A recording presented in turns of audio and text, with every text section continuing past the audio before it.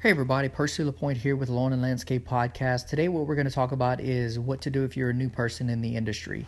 So there are a few key points I'd like to make, three specifically: what to do to start if you're just starting out, how to run it successfully, and then how do I grow.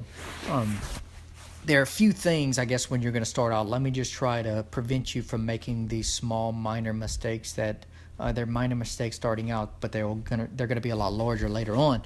And when you're first starting out, everybody knows this as a seasoned veteran, that pricing is always important, whether you're new or whether you've been in the industry for a long time. As a newer person, you may or may not have the historical data, so you may be pricing incorrectly, lowballing the industry, which is a huge mistake. So the first thing I would recommend is try to find your per man per hour rate all the time. Whether you're just starting out, 10 years in the business, you need to know what your per man per hour rate is all the time. I run that number constantly. So as a newer person, you may not know this number. You don't know what your expenditures are. You don't know what the business is costing you specifically from one month to the next. You don't know what your fuel bill is going to be. As you gain accounts, it's going to go up, so it's going to be ever growing. It's really hard to pin it down as to what my hourly rate is. So what I mean by per man per hour rate is, let's just say you're by yourself. You have so much money it's costing you to operate. Then on top of that, what am I taking home out of that business? You take all the expenditures, you take what my salary is. Let's just say you're going to try to take home $15 an hour, and I'm just picking something. $15 an hour take home, plus all of your expenditures per hour, or broken down, all of your expenditures per month broken down per hour might be $10 an hour. Well, now you're running at, $25 an hour. So it's not the $15 an hour that I'm taking home. You need to have that. It's costing me $25 an hour per man per hour rate, so you need to be charging more than $25. So it's very important to constantly be running this number. So that's the first thing I would recommend. When you're going to get in this industry as a newer person, you're going to be going after these jobs. You're not going to know what your per man per hour rate is going to be. You don't know what your expenditures are, so you're going to basically just kind of go at it. Hey, look, this is going to cost you $50 to do this yard, and you're just going to go at it. Now, that's important to start. You need to know, and you need to go in it. If you don't know, you're going to have to start pricing some yards, so I'm okay with that. But what you need to do is adjust that needle. If you know this particular yard's 20,000 square feet and it's taking me 30 minutes to do it, then you need to start gathering that data as you gain your first couple of accounts, so you can adjust that and you can get the per man per hour rate. If you constantly lowballing, you're either doing it intentionally or you're doing it out of ignorance because you don't have the collective data to be able to make that educated decision as to where do I need to be. So that's really important. My biggest recommendation for any new person is speed, accuracy, and the only way to get speed and accuracy is through accounts. And I'm not talking about let's just gain a few accounts. I'm talking about go full force, gain as many accounts as possible, do way more than you think you can handle. So if you're operating by yourself, whatever you think you can do in a day, you almost want to double it and go after that. So it's risky, and a lot of people may say, what the heck is he talking about? I would never recommend that, but I'm telling you, for me, I've always had growth, always had success, and was able to sustain all of my mistakes. Listen to this closely. Sustain all of my mistakes, whether it cost me money, cost me time, through generating more revenue, new revenue.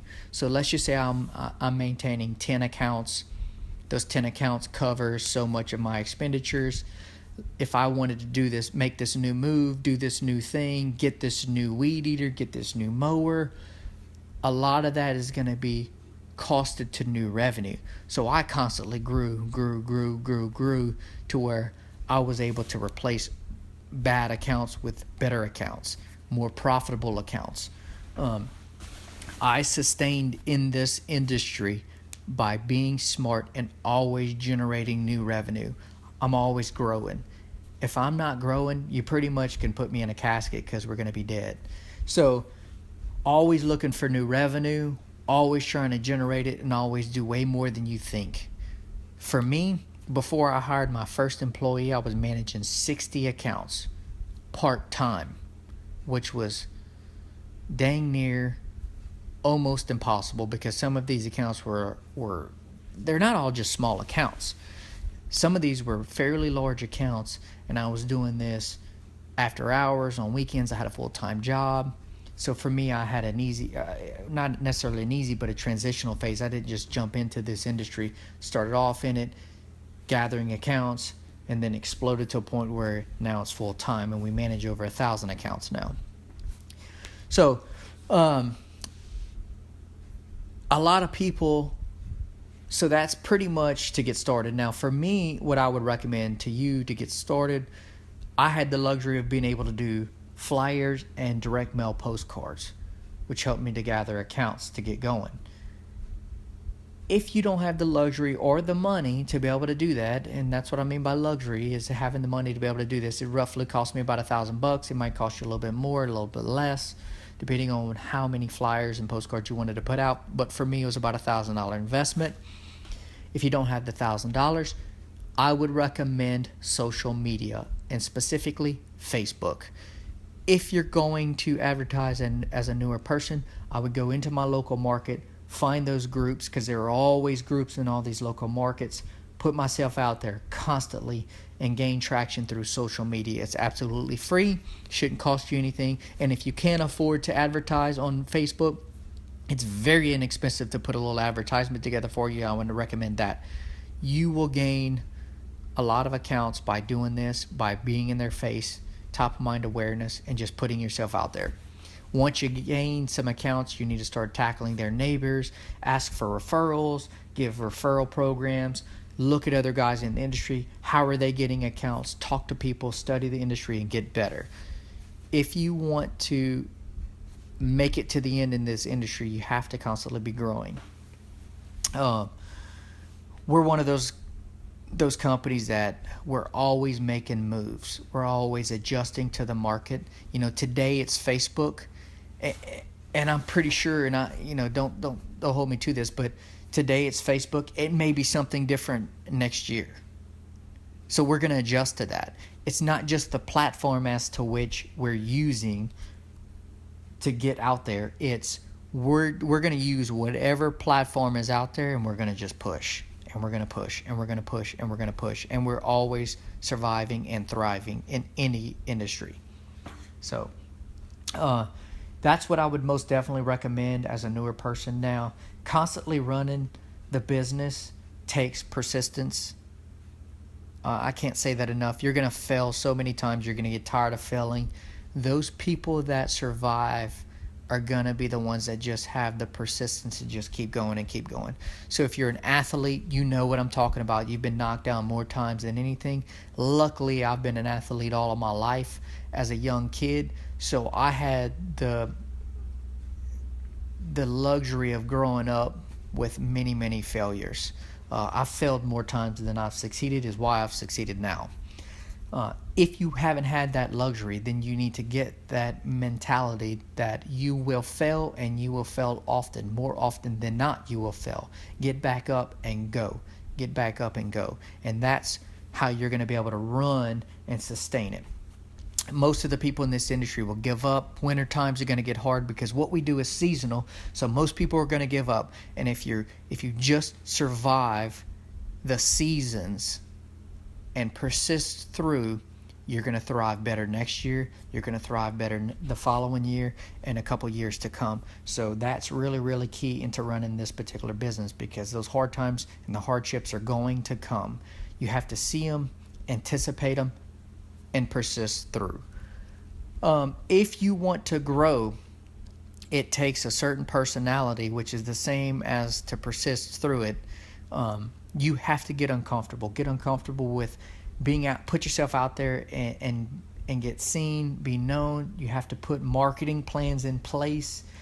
This is for the experienced guys. Once you start to get out of that newer stage and running a successful business the first couple years under your belt, you're going to want to be able to grow. And to grow, you're going to have to market. And I have multiple marketing things going on at any given time. But as a newer person, I was always thinking, okay, here's where I want to be next year. Here's where I want to be next month. Here's where I want to be next week. I had short-term goals, long-term goals. You need to be able to see the future. The future may be better or worse than what you expect, but you need to be expecting something and a target out there to be able to hit something.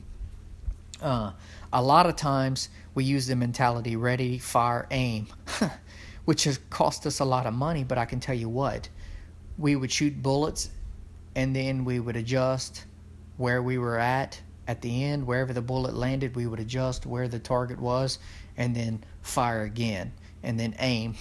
So a little bit backwards, but I can tell you this, we were always moving.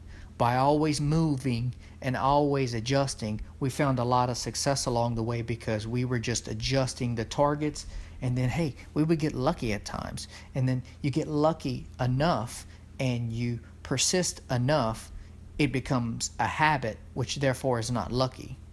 You'll find your success throughout the way by just going out there and just trying and just giving it your all every day, every day, every day.